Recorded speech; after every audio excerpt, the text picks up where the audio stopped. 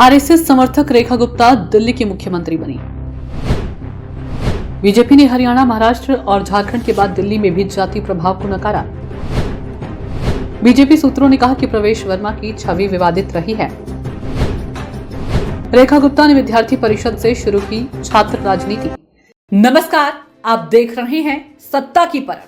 BJP अपनी अंदरूनी रणनीति के तहत एक बार फिर दिल्ली में बनियाद जाति से ताल्लुक रखने वाली रेखा गुप्ता को मुख्यमंत्री बनाकर जाट नेताओं के अरमानों पर पानी फेर दिया।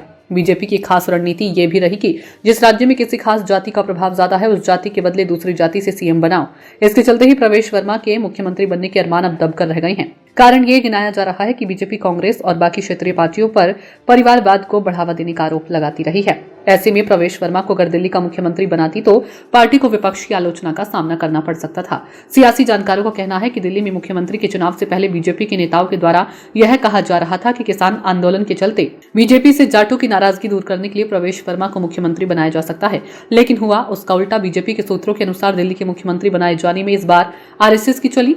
27 साल के बाद दिल्ली का यह पहला चुनाव था जिसमें आरएसएस के लोगों ने बीजेपी का खुलकर समर्थन और सहयोग किया। आरएसएस की नजर में रेखा गुप्ता को बीजेपी ने मुख्यमंत्री के लिए चुना तो ये उसकी इसी रणनीति के हिस्से के तौर पर देखा जा रहा है। कहा जाता है कि बीजेपी में बड़े नेता वही बनते हैं जिनकी पृष्ठभूमि आरएसएस या अखिल भारतीय विद्यार्थी परिषद की होती है। बीजेपी के शीर्ष नेताओं की पृष्ठभूमि देखने के बाद इस बात की पुष्टि भी होती है, वो चाहे अटल आडवाणी की जोड़ी हो या फिर नरेंद्र मोदी और अमित शाह की, या फिर अरुण जेटली हो या नितिन गडकरी। बीजेपी में ऐसे ही नेता उच्च मुकामों पर पहुंचते हैं। दिल्ली की नई मुख्यमंत्री रेखा गुप्ता के साथ आरएसएस और एबीवीपी दोनों की पृष्ठभूमि है। रेखा गुप्ता भले पहली बार विधायक बनी है, लेकिन दिल्ली की राजनीति के लिए नई नहीं है। वह दिल्ली नगर निगम की पार्षद रही हैं। रेखा गुप्ता ने पिछली 2 बार से दिल्ली में विधानसभा चुनाव लड़ा, लेकिन उन्हें हार का मुंह देखना पड़ा। इस बार शालीमार बाग से रेखा गुप्ता ने आम आदमी पार्टी की वंदना कुमारी को 29,595 मतों से मात दी। बीजेपी के पर्यवेक्षकों के सामने दिल्ली के 48 विधायकों ने उन्हें सर्वसम्मति से रेखा गुप्ता को विधायक दल का नेता चुन लिया और रेखा गुप्ता ने मुख्यमंत्री के लिए चुने जाने पर कहा कि देश की हर महिला के लिए यह गर्व की बात है। बीजेपी ने दिल्ली में जो वादा किया है उसे हम पूरा करेंगे। मेरी जिंदगी का यही मकसद है। रेखा गुप्ता 3 बार शालीमार बाग से पार्षद रही हैं।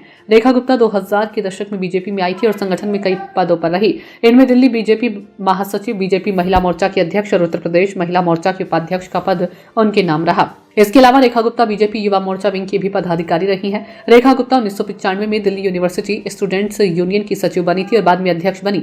जब रेखा गुप्ता DUSU में सचिव थी तब कांग्रेस की छात्र विंग NSUI से अलका लांबा अध्यक्ष थी। बीजेपी से जुड़े जाट नेताओं का कहना है कि बीजेपी जाट जाति को राजनीतिक दौड़ से अलग करना चाहती है। जाट बहुल्य राज्य हरियाणा में जाट राजनीतिक और सामाजिक रूप से प्रभावी है, लेकिन बीजेपी ने उस जाति का सीएम पिछले 11 सालों से नहीं बनाया। इसी तरह महाराष्ट्र में मराठों का प्रभाव ज्यादा है, लेकिन बीजेपी ने विदर्भ के ब्राह्मण देवेंद्र फडणवीस को सीएम बनाया। इसी तरह झारखंड में आदिवासी मुख्यमंत्री के बदले तेली जाति से ताल्लुक रखने वाले रघुबर दास को सीएम बनाया था। यही काम दिल्ली में भी जाट नेता प्रवेश वर्मा के साथ किया है। दिल्ली विधानसभा चुनाव में बीजेपी की जीत में महत्वपूर्ण भूमिका निभाने वाले प्रवेश वर्मा अपने को ठगा सा महसूस कर रहे हैं। प्रवेश वर्मा के करीबियों का कहना है कि पार्टी ने जाटों का अपमान किया, तो वहीं बीजेपी सूत्रों का कहना है कि प्रवेश वर्मा की छवि विवादित रही है, इसलिए भी बीजेपी ने उन्हें मुख्यमंत्री की कुर्सी देने से परहेज किया।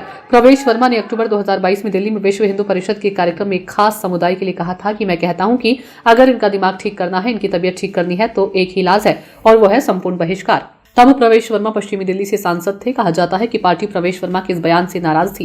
2024 के लोकसभा चुनाव में प्रवेश वर्मा का महरौली से टिकट भी कट गया था। सियासी जानकारों का कहना है कि बीजेपी के देश भर में आधी आबादी के वोट बैंक पर नजर है। इसके चलते भारत की चुनावी राजनीति में पिछले 1 दशक से महिलाओं को नए वोट बैंक के रूप में देखा जा रहा है। कहा जा रहा है कि महिलाओं को जाति और धर्म की पहचान से अलग राजनीतिक रूप से लामबंद किया जा सकता है। ऐसे में शायद बीजेपी साधी आबादी के बीच संदेश देना चाहती है कि उसकी प्राथमिकता में वे हैं, लेकिन चुनाव के दौरान मुफ्त की रेवड़ी बांटने के किए गए वादों के बीच रेखा गुप्ता कब तक दिल्ली की जनता को लुभाएंगी तथा अपनी सहयोगी मंत्री प्रवेश वर्मा को खुश रख सकेंगी, यह तो आने वाला समय ही बताएगा। साथ ही दिल्ली में आम आदमी पार्टी को कमजोर समझा जाना भी एक राजनीतिक भूल हो सकती है। सत्ता की परख के लिए अवधेश कुमार सिंह की रिपोर्ट।